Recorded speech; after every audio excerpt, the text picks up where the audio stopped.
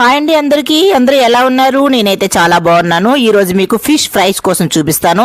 దానికోసం అయితే మార్కెట్కి వెళ్ళి మనం మంచి విషయం తెచ్చుకోవాలి. ఈ ఫిష్ పేరు అయితే మా వారిని అడిగాను, తనకైతే విశాఖ ఫిష్ అని చెప్పారు. నాకైతే తెలియదు, తను జోకేశారు, నిజంగా చెప్పారు.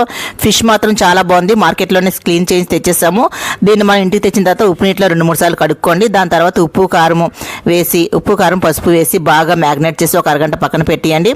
ఆ తర్వాత బాణీ మీద నూనె పెట్టండి. పెనంలోని నూనె పెట్టేసి కొద్దిగా మనం చేప ముక్కలన్నీ ఇందాక ఉప్పు కారంతో మ్యాగ్నేట్ చేసి ఉంచుకున్నాం కదా, ఆ ముక్కల్ని పెనం మీద పెట్టి వేపుకోవాలండి. అయితే దీనికి ఏంటంటే మనం ఫిష్ ఫ్రై చేసినప్పుడు హై మీద అంటే స్టవ్ని కొద్ది పెద్ద మంట మీద పెట్టాలి, సిమ్లో అయితే పెట్టకూడదు. పెద్ద మంట మీద పెట్టి 2 వైపులా బాగా కాగించి బాగా వేపుకోవాలండి. చాలా బాగుంటుంది. ఫిష్ టేస్ట్ అయితే చాలా చాలా చాలా బాగుంది. కానీ కొద్దిగా ఇబ్బందికరమైన విషయం ఏంటంటే సెంటర్ ముళ్ళతో పాటు సైడ్ కార్నర్స్ కూడా చిన్న చిన్న ముళ్ళు ఉన్నాయి.